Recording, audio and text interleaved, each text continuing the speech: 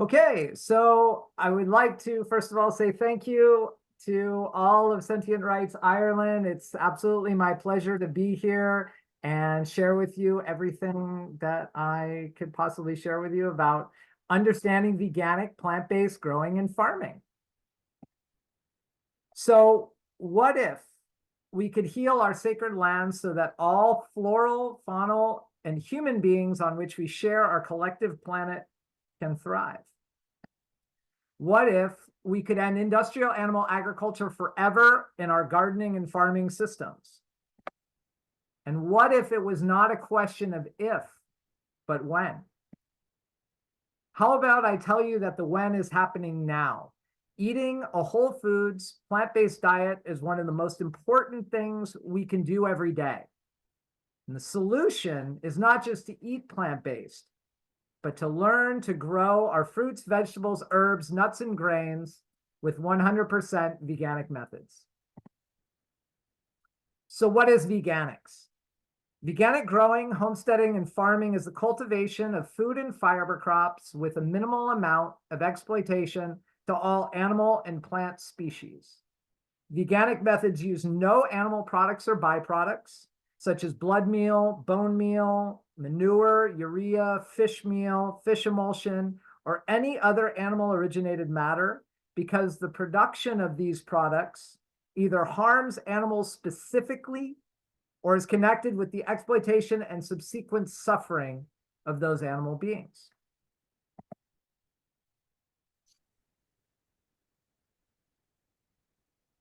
Furthermore, while organic cultivation allows for the use of organopesticides and organofungicides, and conventional cultivation uses all manner of chemical fertilizers, pesticides, and herbicides, veganics would not, as applying and spraying these toxins highly disrupts the native floral and faunal balance of the growing systems that we're trying to create.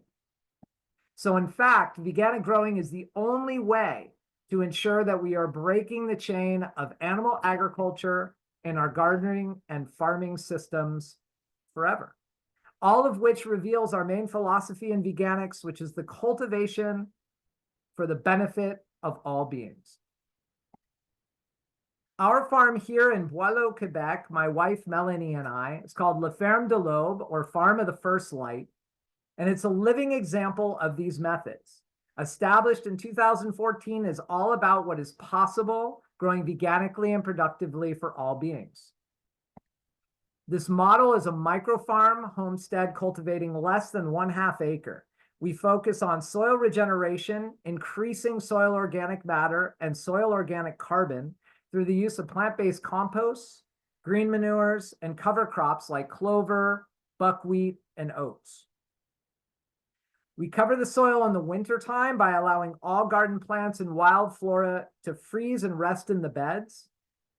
Other compost materials like chipped branch wood, dry straw, hay, both green and dry leaves are utilized. All beds are permanent and are minimally disturbed. No tractor has ever been used. Only and rarely been used is a small rototiller.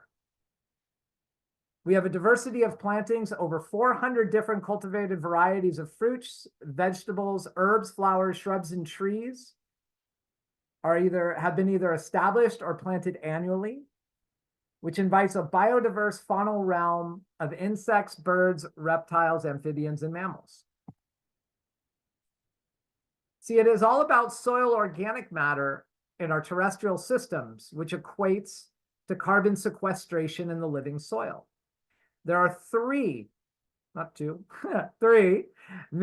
ecosystems that sequester carbon: oceans or large bodies of water, forests like the Amazon rainforest, Canada's boreal forest, forests of the Rocky Mountains, and grassland systems, which would include peatlands, where the vast majority of farming systems are located. In The Carbon Farming Solution, a book by Eric Toensmeyer, he states that for every 1% increase in soil organic matter, the soil can sequester an additional 8.5 tons per acre of carbon. In 2016, our soil organic matter percentage of La Ferme de l'Aube was 5.2, and that sequesters 44.2 tons per acre of carbon. In 2022, the soil organic matter increased to 7.2%, increasing the amount of carbon sequestered to 61.2 tons per acre.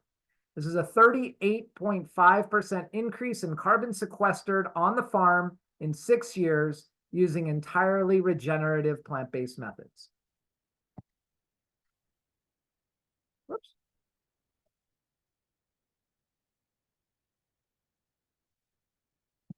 There we go.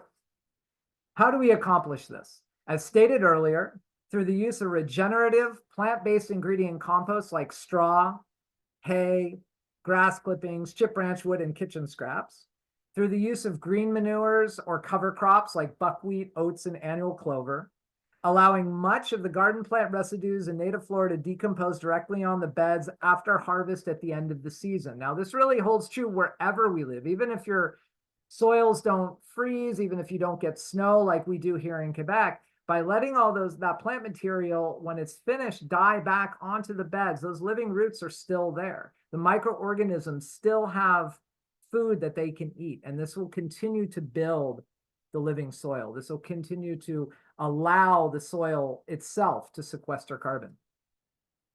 We also rewild in the garden where nature deems it is appropriate. Sometimes nature just has her way, and she says, look, we want to keep garden plants growing, our native flora growing. The garden plants aren't doing as well. So we'll just turn those areas back to the wilds. And then that benefits all the faunal beings that live here. Diversity, diversity, diversity, it is the key. Diversity in the floral realm, in our growing systems of cultivated flora like Charlevoix heirloom pea on the left, or maybe on the right, and wild native flora like milkweed on the other side, leads to a biodiversity of faunal insect realms like the gray tree frog and swallowtail butterfly. La Ferme de l'Aube is blessed to be situated in a forest edge in former glacial valley surrounded by mixed coniferous deciduous forest. We have allowed much of our lands to rewild. We have a half an acre under cultivation. Our area of property is 6 acres. So the rest, about a little over 5, where the house doesn't sit or the barn doesn't sit, has all been allowed to rewild and continue to grow. During the 10 years that we've been here, over 1,000 trees have self-planted by seed or root expansion. La Ferme de l'Aube is a model of the way forward. We're a highly efficient farming system. Production averages 5,500 pounds on less than half an acre, which is approximately 2,500 kilograms, of which 80% of the land is used for human consumption, for us and for sale, and 20% is for all beings to share. When I started realizing that the productivity of this farm was so great, I initiated a study with the Humane Political Party that I was volunteer for, comparing vegan agriculture to conventional and organic agriculture, and found that veganics was 3% more productive and 41% more productive, respectively, acre per acre. Further, when comparing plant-based agriculture from the farm to animal agriculture, it was found to be 4,000% more productive based on food pounds or food kilograms. We provided nourishment for 35 to 40 families of seasonal produce for 15 weeks and eliminated a food desert in our region, all with a mere 1% of on-farm waste. I'll talk about that a little bit more here in a bit. We also have an artisanal veganic seed company, one of the only in the world, specializing in open pollinated and heirloom varieties with over 110 on offer. This year, we're focusing almost all of our intentions on that part of the business. And I'll get into why on that in a moment also. We grow over 350 varieties of fruits, vegetables, herbs, and flowers for human consumption. From artichokes to zucchini, but of course tomatoes, of which we are particularly fond of, growing more than 50 varieties. Chamomile, chives, strawberries, blueberries, Haskap berries, small fruit does really well for us, so that's what we focus on. But more important than production yield accomplishment is that this farming and gardening model proves that our human species can produce food with the absolute least exploitation possible. Growing for all, so all Earth creatures can thrive. In 2018, we initiated a bumblebee point count, and we observed 80 individuals in 2018. In 2022, that number grew to 182, which is a 228% increase. We created this biodiversity study because we really wanted to know how having a farm reacted with the faunal and insect realms. Were we doing damage? Were we actually benefiting the creatures that were here? What we have found is that the answer to that question is yes, that the more diversity that we plant, obviously the rewilding is a huge factor, but even in the gardens, by the more diversity that we plant, the more that these beings have food sources to eat. In 2023, we did the bumblebee point count again, and the number actually went down a little bit from 182 to 140, but it was still a 175% increase. Now, of course, climate always comes into it. There were just as many flowers, if not more, but the heavy rains may have put a damper on how many bumblebees were here. But still, it was quite a number. And this count was only done in the cultivated section. This was only done in the half acre. Now, it is possible, well, it is likely that there were quite a larger number within the wild flora and the rewilding that has been done as well. The biodiversity study resulted in, and all data showed increases in all taxa in 2022, like the bumblebees. 150 bird species have been observed, including the threatened species of Canada warbler and bobolink, 70 breeding species on site, including eastern whippoorwill and wood thrush, 12 species of reptiles and amphibians, including the threatened snapping turtle, 33 species of mammals, including the threatened eastern wolf that run through our property. Over 200 species of trees, shrubs, flowering plants, and grasses, as well as 150 plus species of spiders, butterflies, bees, beetles, and others. Yet the numbers of those, of all the plants and all the insects, are probably a lot higher. It's just that my data was limited, and I do not have the greatest scientific knowledge in botany or entomology, but I'm learning every day. In 2023, this past year, I just completed the most comprehensive ornithological study for a farm ever in the history of North America. It was a 357-day, 360-hour achievement that showed an increase in the yearly totals of all birds that were here, and gave us really good data going forward as to target species, one of which was an endangered species, the cerulean warbler, where last year we saw a pair in the fall migration, and it was the most northern point, according to eBird records, which is where we document everything, the most northern point in North America where that bird was observed. So it means that with climate changes, where this bird notoriously breeded south of Canada, maybe just a little bit over the border, now because of climate changes and climate warming, that bird is looking for more habitat.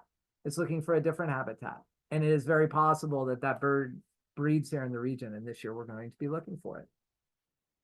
In 2024, 2025, I will continue also with insects, mammals, reptiles, and amphibians.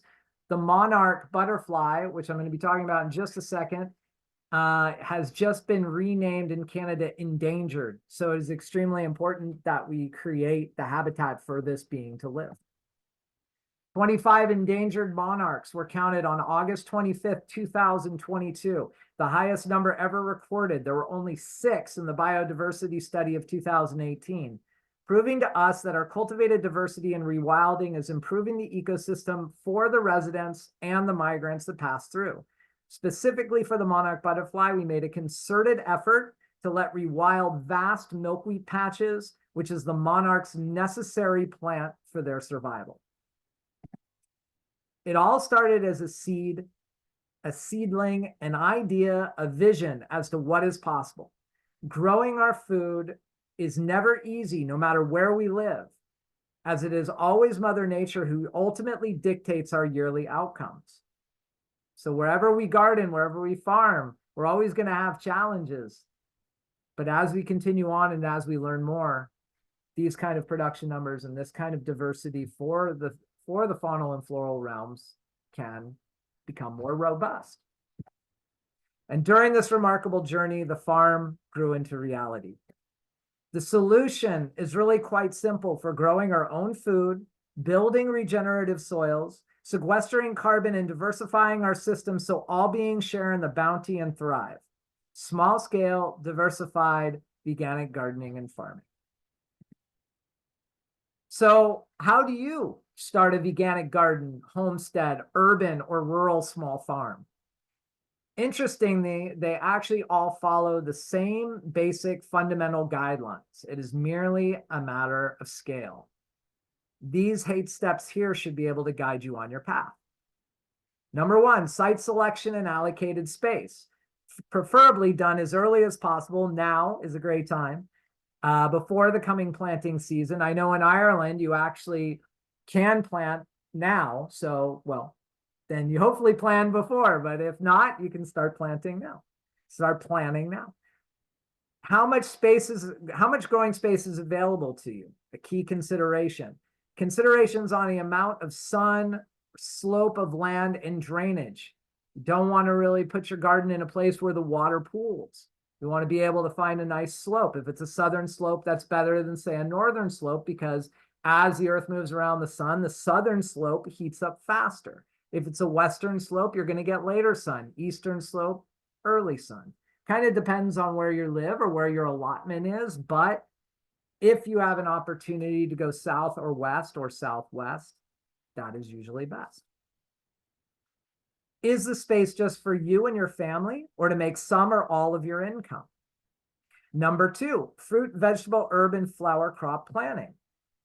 Interestingly, Ireland's mild climate is very, very conducive to year-round growing of greens, of brassicas, of root crops like carrots and rutabaga, which we call swed, and turnips, radishes, all sorts of greens like kale, broccoli rabe, Swiss chard is also another one that grows extremely well, as well as small fruits. Now, small fruits are seasonal, but you can grow a diversity of small fruits. Anyway, just from my research, I don't live in Ireland, but just my research from what could grow in Ireland while I was preparing for this webinar. But what's more important than that is, what do you like to eat? How often? When you look into your fridge and when you're making your meals, do you eat salad greens every day? Well, plan that into your garden. Do you eat kale every day? Do you want to eat kale every day? Do you eat bush beans? Do you eat broccoli once a week, twice a week, cabbages?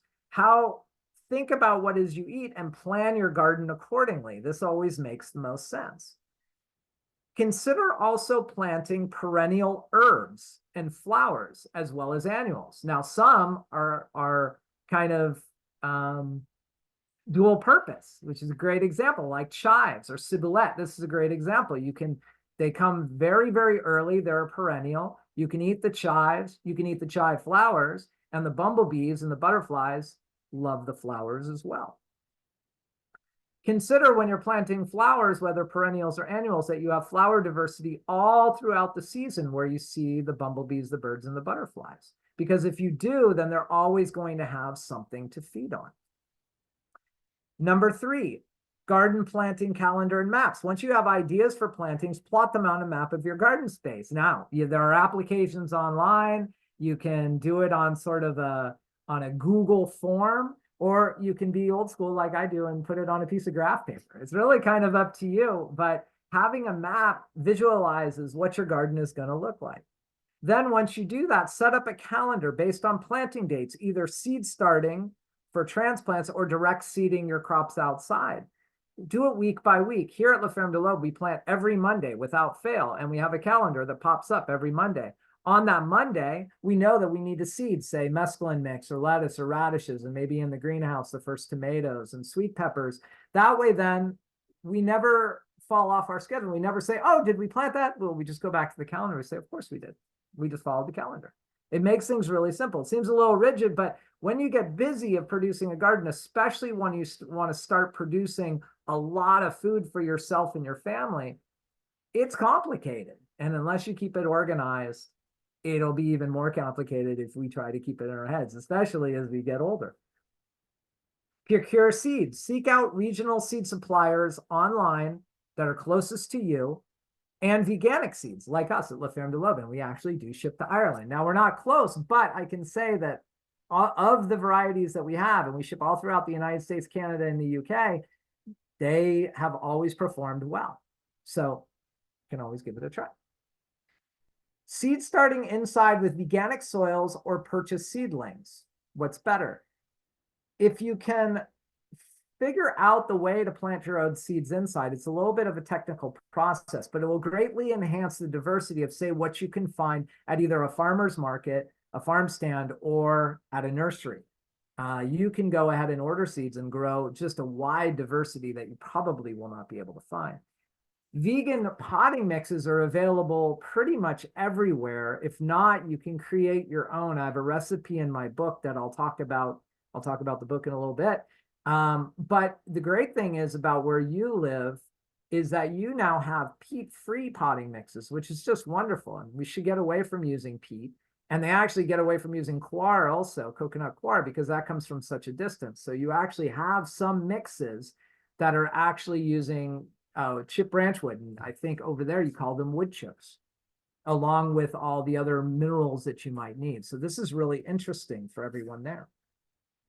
If you do plan on growing your own seedlings, key considerations are 10 to 12 hours of light. This is extremely important. Heat at 20 to 25 degrees Celsius while the seedlings are growing. Preparing the garden farm area. Number 6, once the ground opens, or once the wet and the rains kind of disseminate a little bit or eliminate a little bit, marking out and preparing the garden beds from your allocated space with the idea of creating permanent low or no-till beds. Now, there is philosophies for till, low till, and no-till. And you can do your own research on what. We do a combination of no-till and low-till. No-till, you could get into some issues with sort of the cover crops you're planting or the native flora or the wild flora taking over where you want to plant. You can also pull out this wild flora by hand instead of using a tiller at all. The tiller is not necessary, but sometimes it is necessary to have a nice fresh seeding bed, like if you're trying to seed carrots or lettuce or radishes or turnips from seed. You want them to outcompete, or at least have a chance to outcompete the flora that lives in your region. Number 7, securing compost materials, and starting your own. Look at landscape companies or nurseries or garden centers for bulk veganic compost. Sometimes they're called live mulch compost if you're just starting out, or materials like rami au bois or chipped branch wood. You can also make piles with chipped branch wood, dry straw, green hay, and green grass clippings. This makes a wonderful mix. It takes a little while to break down, but eventually it works really well. For making compost, follow a layering principle where you layer, say, a green and then a brown and then a green and then a brown, either at a ratio of 1:1 green to brown or 2:1 green to brown. This is really important when you start looking at the carbon to nitrogen ratios of each product that you're putting into your compost.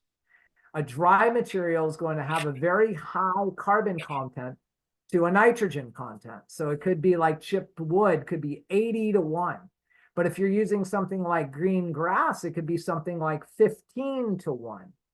Now, this is a little complicated mathematically, but a good starting point, if you want to do it, if you're a mathematical person and you want to jot this down on a piece of paper, you're trying to create a starting pile of about 40 parts carbon to 1 part nitrogen. So based on what I said, if you use the chip branch wood at 80:1 and you use a 15:1 green grass clippings, that's 95:1. Well, you're very close to that ratio at 47.5:1. That's just going to allow the process of cooking of the microorganisms then working to break down all those materials that much better. If you have too much brown material, it's going to take a lot longer. If you have too much green material, the microorganisms are going to be very, very active, and it's going to become very sour smelling or ammonia smelling. Maybe you've smelled that before if you made your own compost. Number 8, follow the calendar and get planning. The best way to learn is through experience. Don't be discouraged if there are failures. Even us professional farmers have some every single year. It's just going to happen.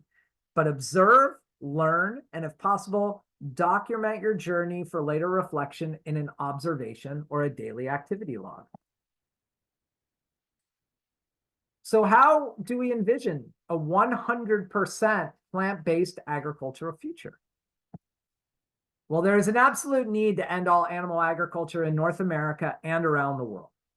Science is proving, and basically has proved, that animal agriculture is responsible for increased greenhouse gas emissions in the atmosphere through CO2, NH4 or methane, and Na2, nitrous oxide, is responsible for desertification of lands, responsible for manure toxification of lands and waterways, species extinction through land use change, and deforestation for growing feed crops.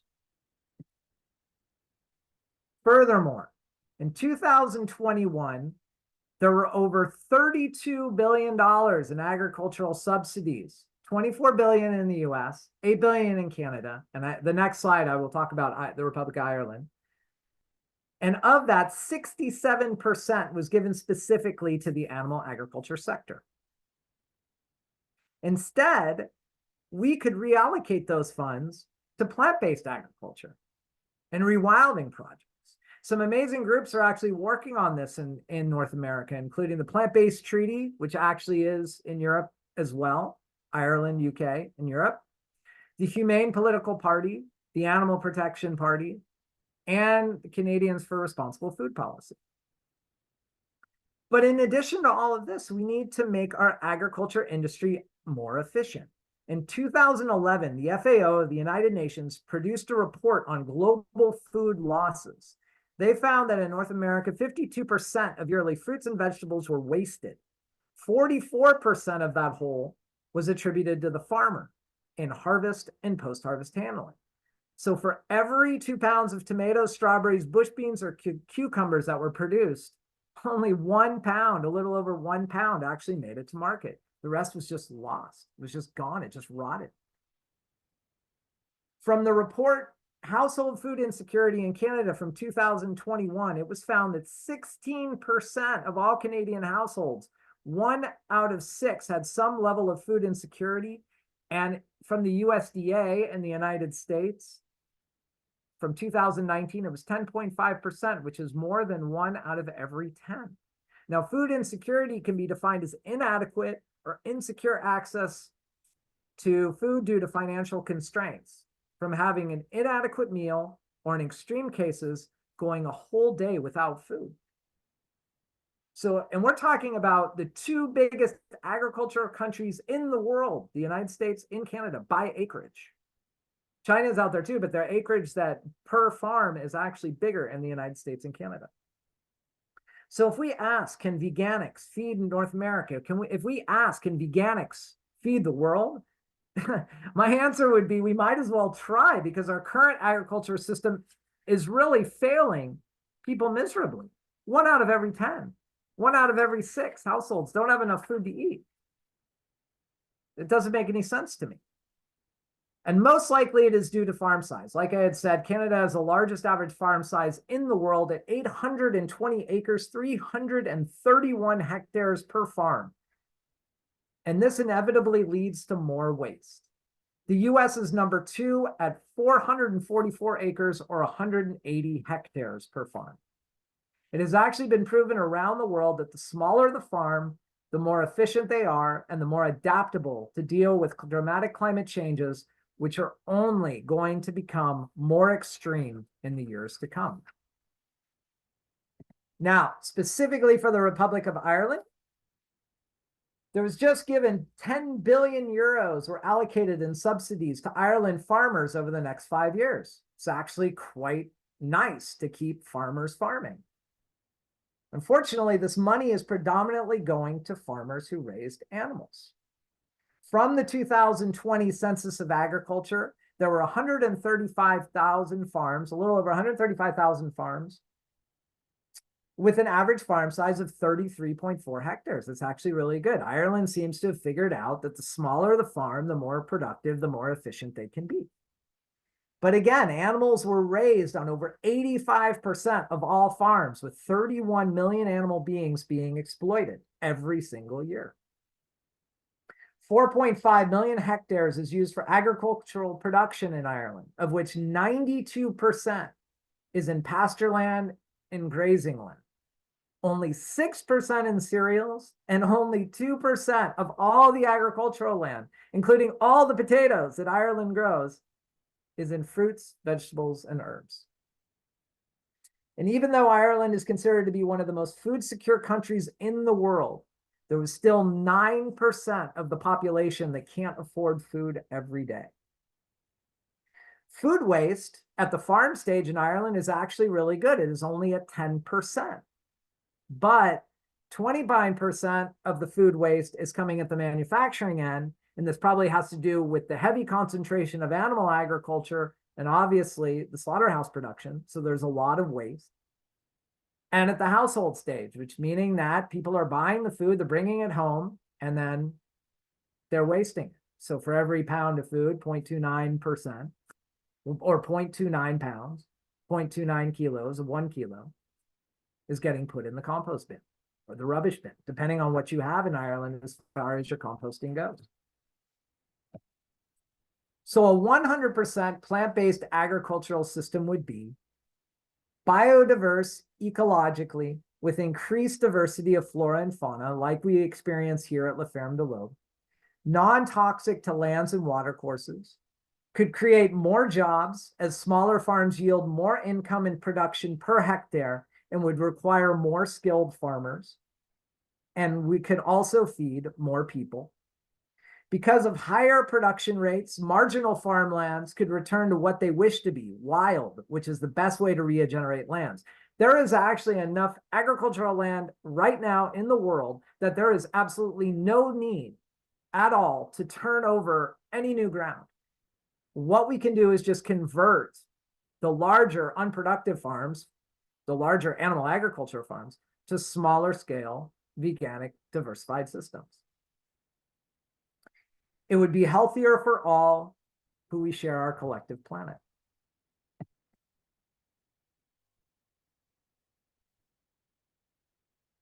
So let's say you want to learn more. There's always more to learn.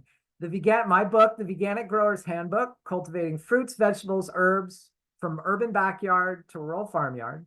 It's the first of its kind, step-by-step handbook for veganic growers. I discuss all aspects of cultivation from garden preparation to seeding, maintenance, dealing with insect and disease pressures, harvesting, and more. Furthermore, I discuss in great detail the growing of over 70 different agricultural crops, all with the small gardener, homesteader, and small farmer in mind. And I just recently learned that it is available throughout Ireland in stock at Dubray Books. So if you shop at Dubray, it's there. You can also find it pretty much everywhere online. But thank you, Dubray Bookstore. That's very cool. I had no idea other than a few days ago. In January of 2023, my team and I launched NAVCS, the North American Veganic Certification Standard, or certifiedveganic.org, where we certify farmers specifically in North America. This is a grassroots community building initiative linking all veganic farms under one banner. Acting as a non-for-profit entity, all remaining monies at the end of the year will be granted to new veganic farm projects, infrastructure, rewilding, and biodiversity projects.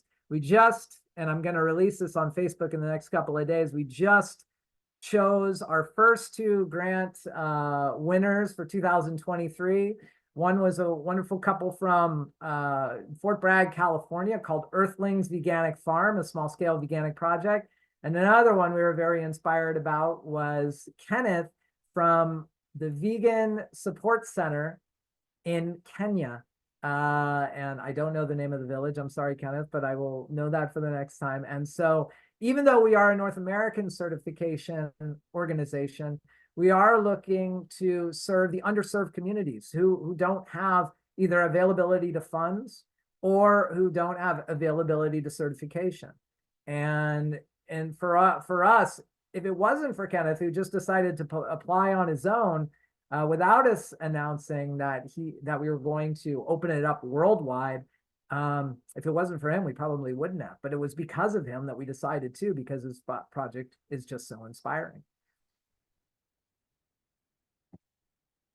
But there is so much more knowledge moving in the veganic agriculture movement.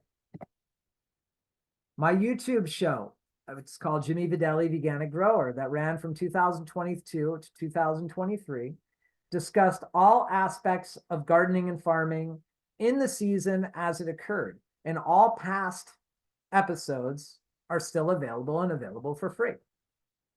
Publications through the Humane Herald. From 2017 to 2019, I worked as a volunteer researcher with the economic transition team of the Humane political party, whose mission was to envision a 100% transition to plant-based agriculture systems.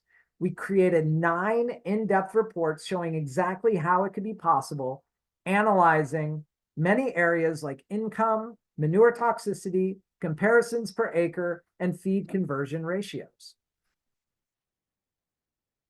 The Veganic Agriculture Network, goveganic.net, is a movement that was established in Quebec by Stéphane Groslo and Megan Kelly to promote the production of fruits, vegetables, legumes, and cereals without the use of artificial substances, nor the use of animal products. And very, very cool and interesting, in collaboration with the Veganic Agriculture Network, Learn Veganic, and Certified Veganic, we launched the first ever Veganic Summit this last November from the 10th to the 12th.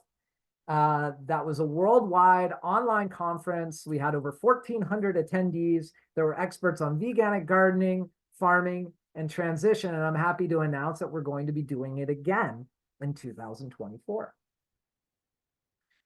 Online veganic gardening course, Learn Veganic, taught by the same 2 amazing people as who run the Veganic Agriculture Network, showing us how to grow our gardens using sustainable veganic techniques. It's starting again February 7th. It's a 7-week course. And if you use the code GROW15, so it's capital GROW 15, you're going to get $15 off the class.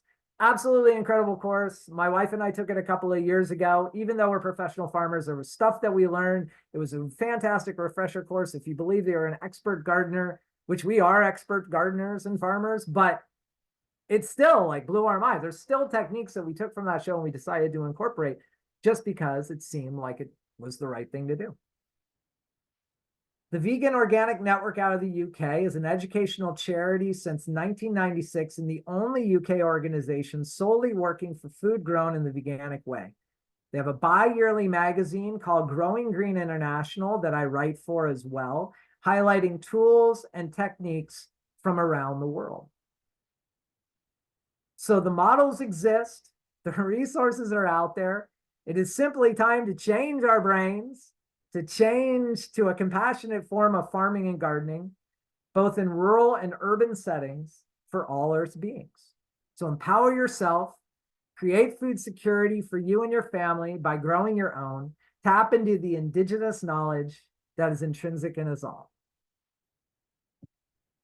That's my presentation. So questions, this is my favorite part. Thank you so much for listening.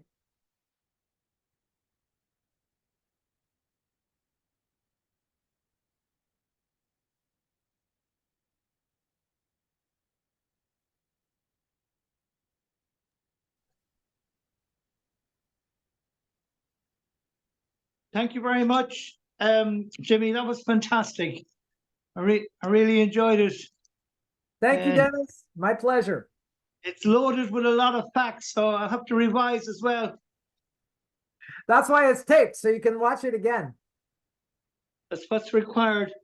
So the plant-based tree, is that the one that's here? They missed that. I didn't get the full details on it. The what? I'm sorry?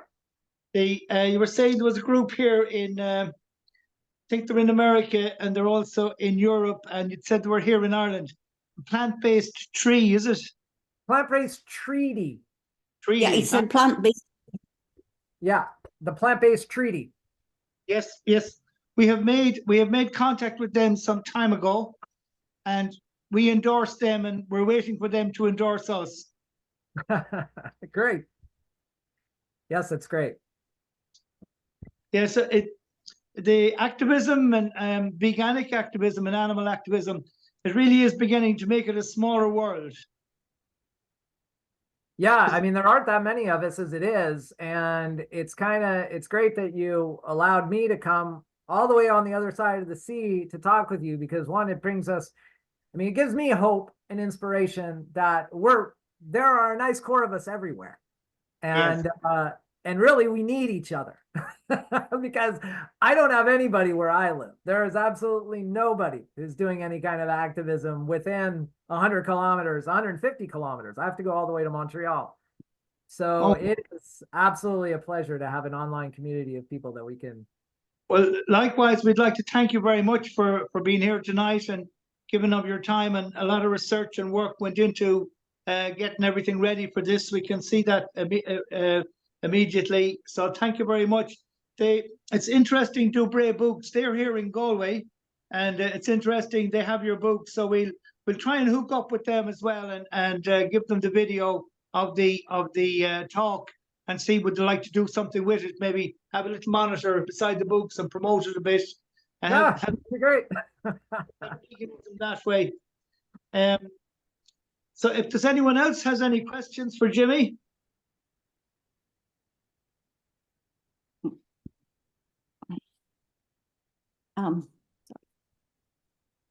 Jimmy, are your seeds for sale all around the world, or is there restrictions?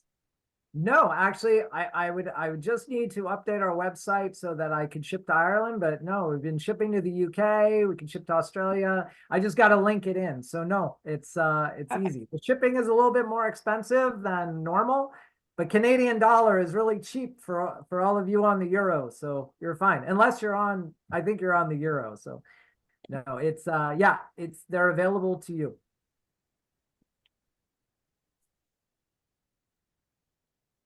I have an interesting point of discussion if people were shy with their questions, and I was doing I'm big on understanding greenhouse gas emissions, right? Carbon CO2 emission equivalents, the carbon that goes in the atmosphere, the methane that goes into the atmosphere, the nitrous oxide that goes in the atmosphere. And in the United States and Canada, we have a little bit of a tough time because our governmental organizations are saying that our animal agriculture industry does not produce as much as we might think, even though the United States exploits over 9 billion beings every year. I think they claim that it's only 9% of all greenhouse gas emissions comes from animal agriculture. So when I looked at Ireland, Ireland is a very heavy animal agriculture country. It may be one of the heaviest in the world from what I looked at. 92% of all agricultural land is used in some capacity to raise animals in some way. So that means that there's obviously belching and flatulating cows, and there's manure, and then there's manure buildup, which releases that CH4 or that methane, right? Then you're going to have toxic runoff from the NO2, which is also going to go ahead and build up, which is a very, very powerful greenhouse gas. So when I looked at Ireland, 33% of all greenhouse gas emissions in the entirety of Ireland comes from animal agriculture. This is actually from CO2 emissions in Ireland, which was a site that I found.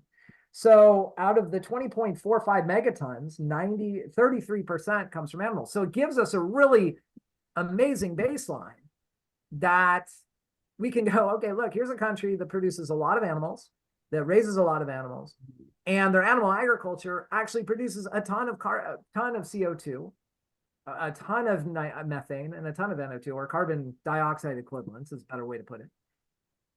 So we can actually look at it and say, there it is. There's all the stats we need. So the more animals that we raise, the more carbon equivalents go into the atmosphere. I mean, it's pretty specific.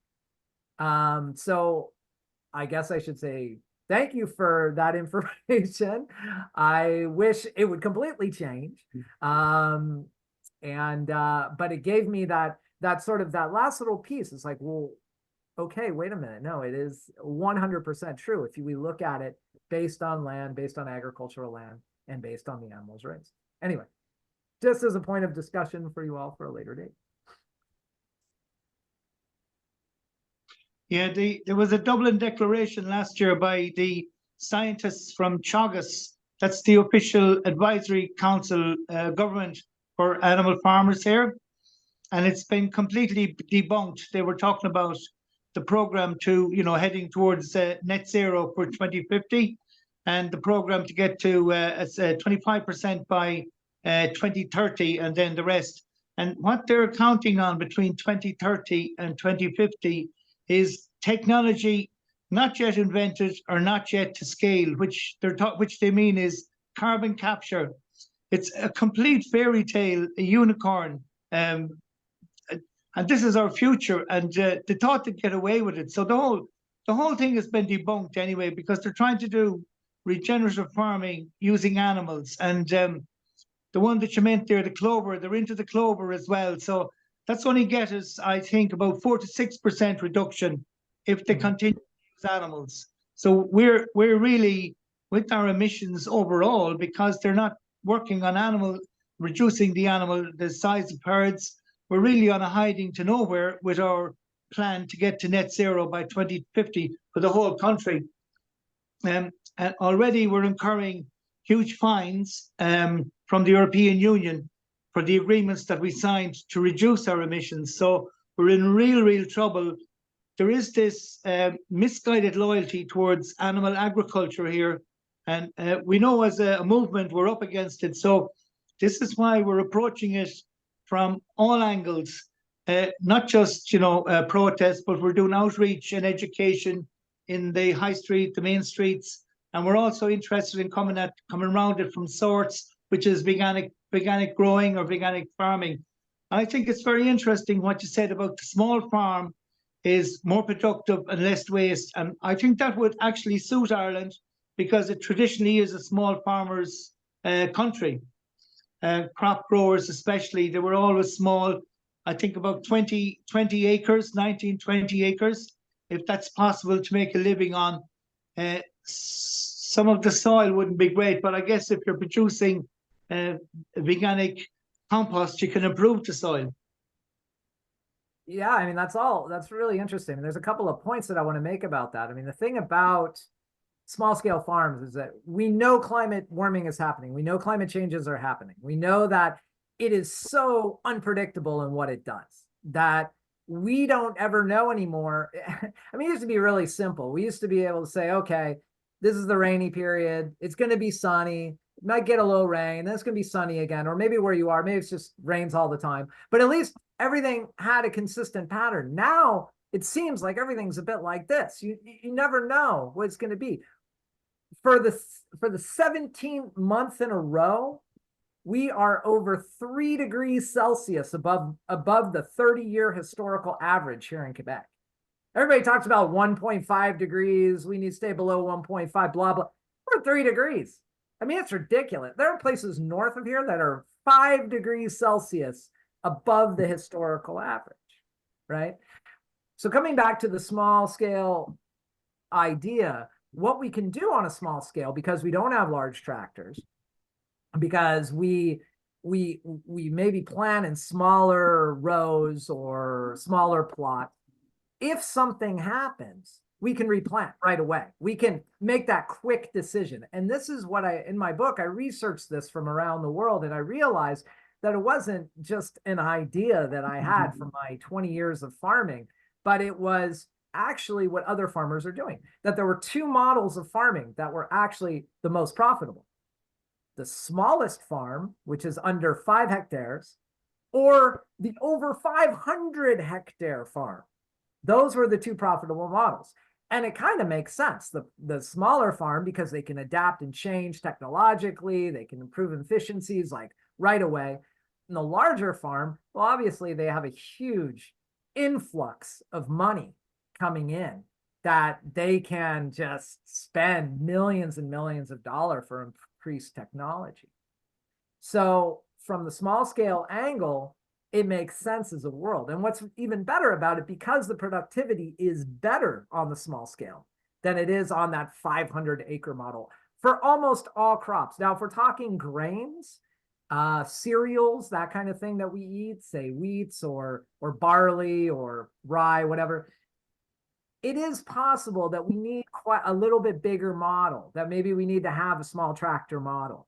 But they can be cooperative models. They can be smaller. We can create these as agricultural cooperatives where all that money, I think in Ireland, you're getting like $18,000 per farmer from this lapse subsidy bill from the EU. $18,000 per farmer. I've been doing this 20 years. I've never received a cent from either the US government or the Canadian government to do what I do. It's all come from my customers or my own resources from a job that I worked before, right? So if we were to take that money and shift it to the technologies of making the farms smaller, making them all plant-based, my gosh, it's already there. It's $10 billion. I mean, that's more than enough to transfer the entirety of Ireland tomorrow. And so I find it fascinating. And it is, like you said, that sort of that really weird loyalty. And I've been trying to figure this out too in the United States and Canada. Like, why is there this loyalty to industry that is harming the planet, that is killing animals daily, that, okay, then you take the animals to the slaughterhouse and it is the worst place in the world. The people that work there it's one of the most dangerous jobs in the world. Here in North America, it's usually only immigrants that have the jobs because it's about the only job that they can get when they first arrive into a country. And illegal immigration is high in them. Right? So they're bringing in people illegally to work there because nobody wants to work there. The whole concept is boggling. I don't know why the oldest generation just keeps hanging on and hanging on. It's my dad's generation. He's 86. It's his generation. Stop hanging on to this thing that's not in any way propelling us forward. And you're right. The whole idea of regenerative agriculture is it's just nonsense. Like, it's just the last. We talk about this a lot. It's the last ditch effort for the animal agriculture industry. They had to pull something out. They had to come up with something. And right now, unfortunately, they've said, oh, give us till 2050. We'll make it right. Well, no, you won't. You're not even going to come close. So whatever you're doing over there, everything that you're saying is absolutely right, Dennis. You're doing all the right things. Thank you. Claire from horticulture, would you like to say something to Jimmy?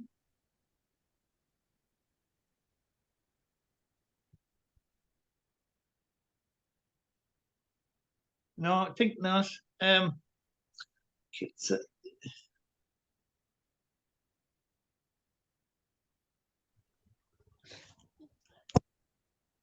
to at the same time as I'm listening to this. Thanks, Jimmy, for a great talk. Yeah, geez, I was just up in the chat there comments. Unfortunately, Teagasc have a monopoly over an awful lot of things in this country, including the course I'm doing. I'm doing a horticulture course that's run by them, so I'm kind of getting an insight into just how awful they are. Because I'm in their food research places every twice a week. So yeah, no. The other thing I put in the chat too is about the size of farms here. We have kind of a big. Sure, I don't know how many Irish people we are this. We have a few farming families here that are basically like oil tycoons that you'd have in America, except for we call them the beef barons, and they control basically the entire food processing industry as well as owning an awful lot of land. But they're very vocal in Europe and internationally on basically keeping the farming system the way it is. So for a small country, unfortunately, we have some very powerful, we call them the beef barons, that are worth billions, and they own a lot of property. And yeah, they'd be, strangleholds. I want to keep cap exactly as it is. So unfortunately, family farm incomes are also going through the floor. A lot of farmers here are working part-time, farming only part-time because they need other jobs to make a living. So they only see themselves as part-time farmers, and family farm is in a lot of trouble. Sorry, that's just a slow rundown on things. But yeah, the other thing that Teagasc are doing is a thing called Beyond Peat. Have people heard about that? Beyond Pete? Yeah, so it's like BP. The oil company British Petroleum are now saying they're called Beyond Petroleum. So when I heard what they're calling their program to move away from peat, Beyond Peat, I just laughed because I was like, oh, you're just like British Petroleum, you're Beyond Petroleum now. But talking to some of the researchers involved, they're just laughing because they're saying we've until 2030 to find peat alternatives, and they're just basically like doing like the tobacco industry would do, or the fossil fuel industry, and they're just saying, oh, there's no viable alternatives to peat. So it's really shocking, unfortunately, and they've gotten millions, and they actually just got a 10 million euro budget increase this year to help farmers with climate change initiatives. And I said that's like giving Diageo, which is a drinks company, money to help promote sobriety. So yeah, unfortunately, they're not, and them and our food development company Board BA as well. So between the pair of them, they're promoting export orientated agriculture that's, like you said, 92% beef. And then if you look at the dairy side of things, we're building dairy processing facilities here in Ireland. So there'll be more dairy processing. So we'll be importing other countries' dairy to process it here in Ireland and then exporting it. So there's 3 or 4 dairy processing. One of them's going in a really sacred Irish valley it's like in County Meath, and it's a sacred valley, and on our sacred river, which is called the Boyne River, which is named after cows, ironically. They're putting a dairy processing factory there, so that's going to really destroy that river. And I think that's got planning permission. There's an awful lot of really bad things happening here. We're a small country. We also stopped the banning of glyphosate at the EU level. Ireland was one of the countries that lobbied hard for glyphosate to not get banned within the European Union. Wow. So, yeah, I know. Okay. It's very Okay, no, so I get where it's coming from. It's coming from the extreme end of it. You know what? It doesn't matter as long as we can farm and as long as we can kill our planet and kill all the beings. It's okay. It's good. It doesn't matter. Just let us keep doing that. We're gonna fight. No, I get that. We're the home of Monsanto. So the United States is the home of Monsanto. Canada is the proving grounds for Monsanto. So we understand completely. So to be honest, you're not alone. If we look at it from a political angle, that's why I stopped being in politics when I worked for the Humane Party. It was very interesting to see the political side. Me, I'm not a politician. You can tell from my talk, I do not compromise. I don't want to know what you think is right because it's not. It's not even close. If you're telling me that we need to raise animals to feed the planet or to bring soil out, to bring carbon out of the atmosphere. But we have in the United States Congress, we're a country of 350 million people. Again, the biggest agricultural economy in the world. And it's run by basically 7 old family farmers that basically make all the decisions for agriculture policy. I mean, sure, every now and then the Farm Bill, which is this massive billions of dollar money scheme that goes to all the farmers in the United States if you qualify. Like I said, I've never qualified. Sure, every now and then a good program gets put in, like, oh, let's work on cover cropping or grow your own fertilizer or what. But in the end, all the money is going to animal agriculture. So what's interesting over the last few years, and this is, I always like to see the hope because we can get bogged down in nano. We can get bogged down in how the world is just crashing. But what I can say and what I can see is that there are young people, especially the young people, that are moving towards farming and they're going to their agricultural schools and they're saying, why not vegan? Why not veganics? Like, why can't we do it without manure? We know of people. There's this guy talking about, there's these people talking about it. They're not wrong. And the professor's like, and then now we're starting to get those university professors contact us to say, oh, well, we heard about this, but we don't know a lot. So we just keep hammering. We just keep hammering where we can. When a light pops, when that little bit of inspiration pops, as vegan activists, we really have no choice. We have to run with it. We have to say, okay, is that something that we want to look for? Is that something that we want to do? Is that something where we can sort of infiltrate every level of our society, no matter what your occupation is, whether you're a lawyer, a farmer, a horticulturist, going to school, a teacher, a radio show, tacos, whatever, you can infiltrate in the veganic message. And don't be shy of the word veganic. I mean, I know people like to use the word plant-based now, and it's fine. It's great. Vegan is there for a reason. The reason why that word is there is to say that we wanted to create a world of compassion, kindness, and no exploitation. Plant-based doesn't actually get there, but vegan, the word does. So say the word vegan and don't be shy. And I get it. I know I've been an activist 10 years. I've had more doors shut in my face, busting my nose, kicking me in the ass on the way out than I've had people say yes. But I'm still here because I see the life that it can create. And that's my hope and promise. That if the universe, this is my ecocentrism, not ego, but my eccentric side coming out. If the universe is listening, there are those of us that wish to have a compassionate and kinder world. So please help us. I was going to say, if you're looking at soil regeneration, so I'm studying a bit about that as well.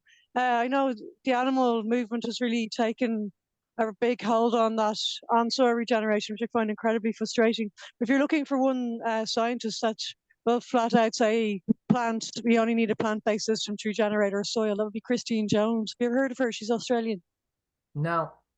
Oh, check her out. If you look up her, I put the link into the chat to her, probably her most comprehensive talk, where she brings a lot of issues together. If you put Christine Jones into YouTube, she did a talk with an American group called Green Cover Seed. There, I think it was about 2 years ago. Okay. She just did 4 talks, and this I think was the third last talk that's very interesting about the relationship between plants and plant photosynthesis and the soil biology, and how the soil biology feeds the plant system. And she was actually asked in the Q&A, is animals needed in this system? And she said no. Of course not.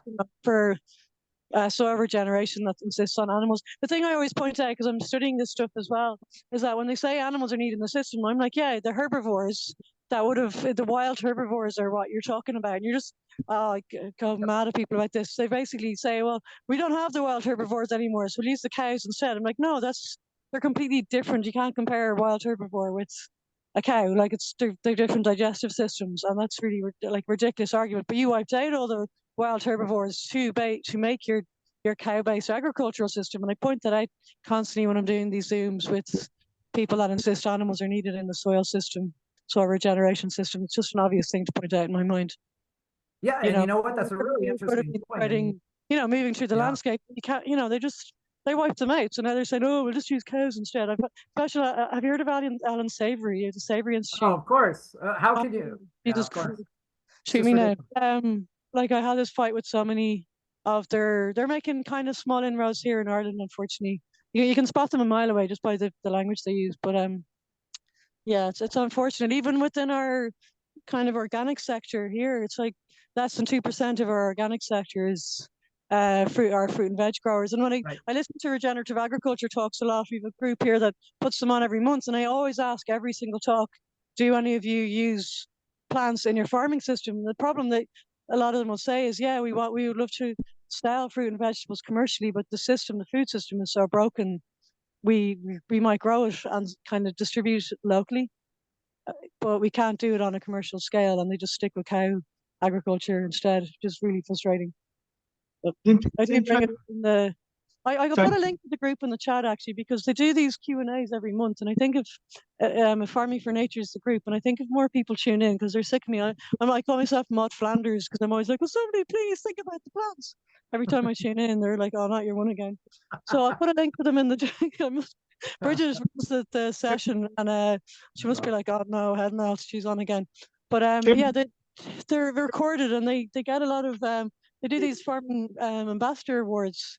And like they are doing some interesting things. Obviously, talk beef and fucking dairy farmers, but like the odd tillage farmer will come up every once in a while, and they had one or two veg growers on last year, and they're actually asking for more veg growers to come forward because they just can't find them to bring them on to the, because I actually asked Bridget that and she says we just don't, just not out there. And the ones, like I said, the beef and dairy farmers, the regenerative ones, they just say they can't make a living out of growing fruit and vegetables even if they wanted to, which is really tragic. Right. But I'll put a link to that group in the chat. It is funded by Board BIA, which is our food meat promoting industry that promotes our beef abroad. Well, I'll put a link into the chat. Sorry if I'm talking too much. No, Claire, can you leave a link to your own email so we can get in contact with you, please?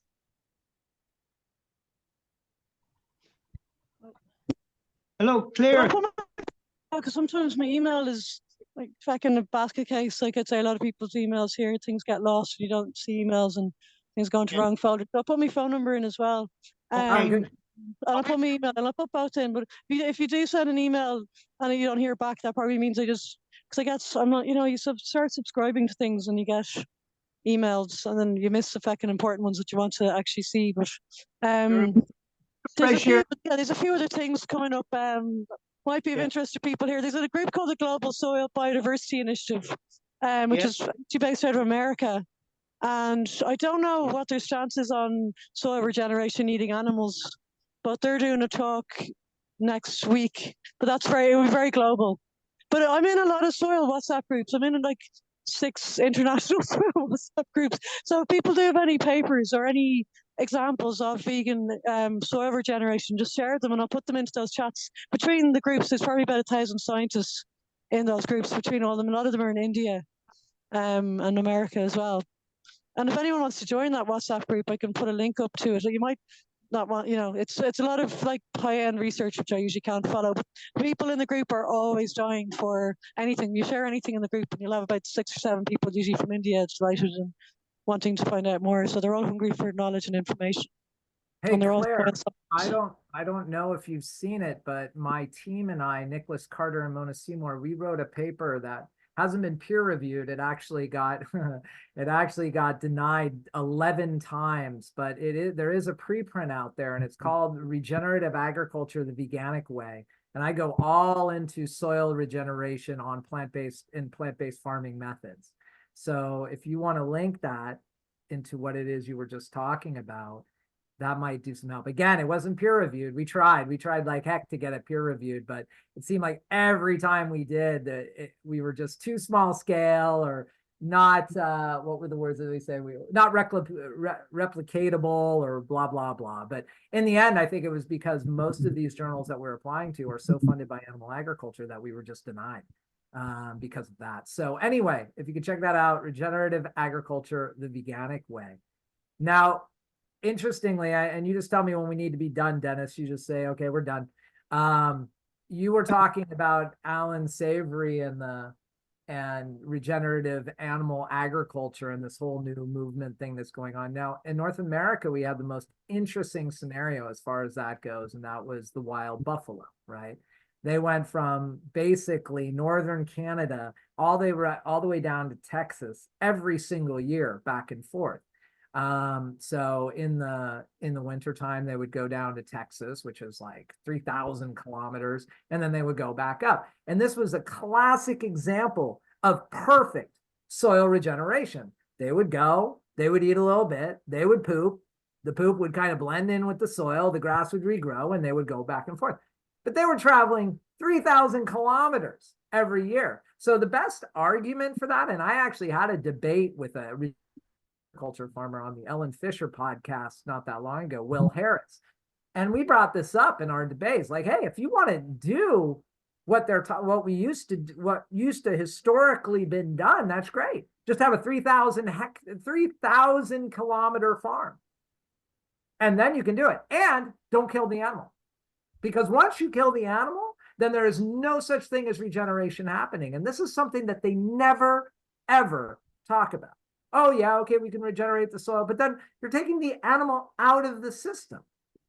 I mean, the weirdest part about it, you're not even letting the animal just live and die to be blending in with the soil so that the other creatures could eat it, like happens in nature sometimes when another animal doesn't kill the other. So if you really want to talk about regeneration, then yeah, I'm actually all for using our cows that we still have, that we have available. So we end animal agriculture, let the cows run free. They will create a good working soil, but they need to be free and they need to not be taken to the slaughterhouse.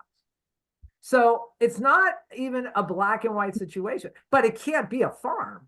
It can't be a fenced out farm or we move the fence and then they go there and then they go there. It doesn't work. The soil regeneration doesn't work. It only works if those animals roam vast distances like they historically did. And this is proven in the historical record. There is no herbivore that lived on a 33-hectare farm. Just didn't exist. You know, they moved all throughout Ireland, all throughout the UK. They didn't even know the border. They went as far as they could, north to south all the time. So you can fight it from it. You can actually turn it from an animal side, and you can bring up these other questions. Not just think about the plants, think about the plants, think about the plants, but think about animals used to be, and how are you even doing it the way animals used to be? There were no fences 28 million years ago when all these wild herbivores were running around, or 40,000 years ago when all these wild herbivores were running around. So you can kind of pitch the question where you can really get them to kind of look at you with a blank stare going, oh, what? I don't understand. It's like, no, you don't, because you don't understand it. So really the only way that we can soil regenerate is by the use of plants. And at the same time, we stop exploiting these animal beings. Anyway, that's it. That's all I got.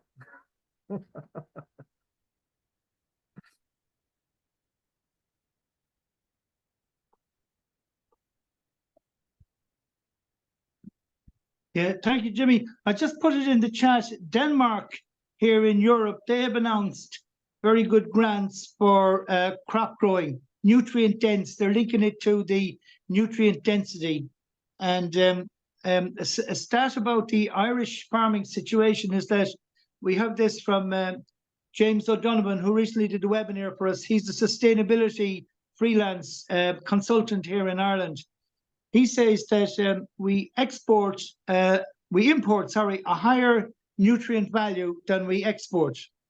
So I think that's very interesting. Very much so. Yeah, yeah. And that's after 120 million farm animals slaughtered every year. Crazy violence. So it's a crazy situation. Has anybody else got any questions, please?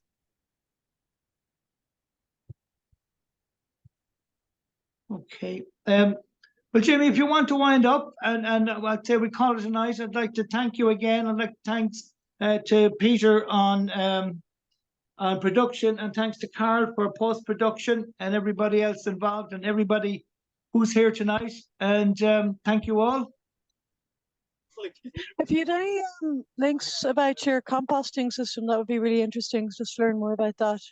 And I look up the article you're saying about soil as well, but if you do have a link, even just put it on the Facebook page, that would be great. And I can share it then into those soil WhatsApp groups, but I'll search for it as well. And thanks a million. The best thing that you can... So I was at a Palestine protest. I was trying to listen to this while at the protest. No, so, that's sure. And the best thing that you can do is, I don't know if you have, I imagine you have a public library system over there in Ireland. Is that right? Yeah. Okay, if you have a public library system, ask them to order my book, The Veganic Grower's Handbook, because I talk about composting in great detail.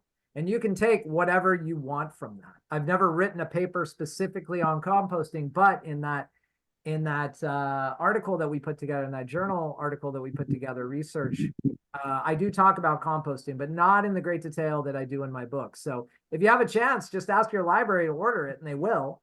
And then you have a copy for everybody to share. Or if you're a horticultural student, ask the university to order it. By no means am I saying that you must buy my book, but you need to get it into people's hands. And the best possible way that we can do that is in the public system. Hi, Jimmy's book. Thanks, Dennis. Jimmy, have you had any dealings with the group called Verge Permaculture in Canada? Verge? No. Verge Permaculture. I don't know much about them, but I know they're a permaculture group based in Canada. They're the only group I know of that's in Canada. Okay. Yeah, Well, there is no, there's a regenerative ag group in Canada as well, but they're again it's made up of all beef farmers as far as I can tell. yeah, that's the So, thing is that when we're, the Grow yeah, Network.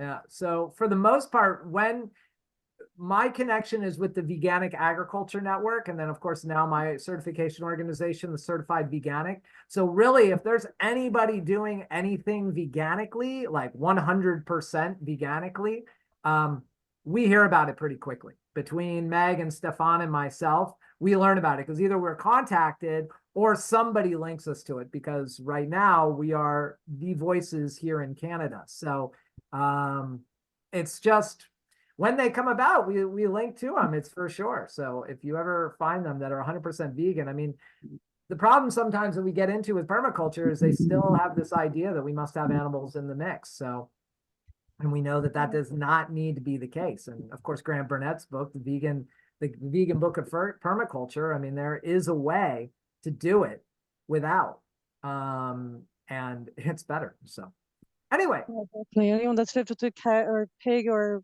chickens, and they see how much they can literally trash a field in what, a couple of hours or even a few days. Yeah, it's Not crazy. a good idea to have just even from a practical point of view. No, it's not. It's nutty. I mean, it's nutty to see.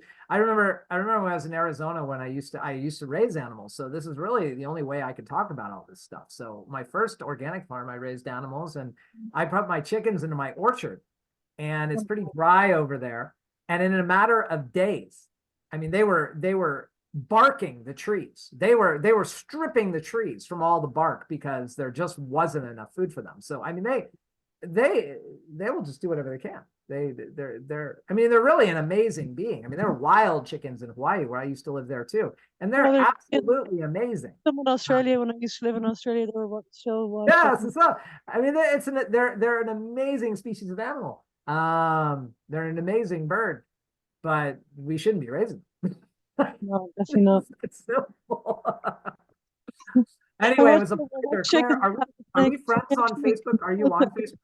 Claire, are you on Facebook? I'm just saying that I had to rescue when I lived in Australia for a few years, and I had to rescue a snake from the chickens, not the other way around. I could see it had gotten into the chicken coop, and I was like, oh, okay, there's going to be a lot of dead chickens. And the chickens were actually systematically attacking the snake, and we had to rescue the snake from the chickens. So yeah, I usually don't F with the chicken. They're not. I don't know how permaculture has. It's like has them painted as this very benign animal that just will eat your fallen fruit and potter around the place. And I'm like, yeah, I don't know what kind of chickens Bill Mollison had in Australia, but geez, I wouldn't definitely not want to have them around. It's just, like I said, even just from a practical point of view. Right. Anyway, sorry, I'm talking a lot again. No, it's all good. It's all good. I think that we should probably wrap this up. People have y'all are getting late over there. It's 8:15. I don't know how late you guys go to bed, but it's late. Yeah, it's 8:20. Thanks. There you go. Thank you very much. Thank you all very much for having me. It was absolutely my pleasure, and you're doing fantastic work. If you ever need anything in the future, don't hesitate to ask. Thank you. You're welcome. You, Claire. Bye. Yeah, keep in touch with you all as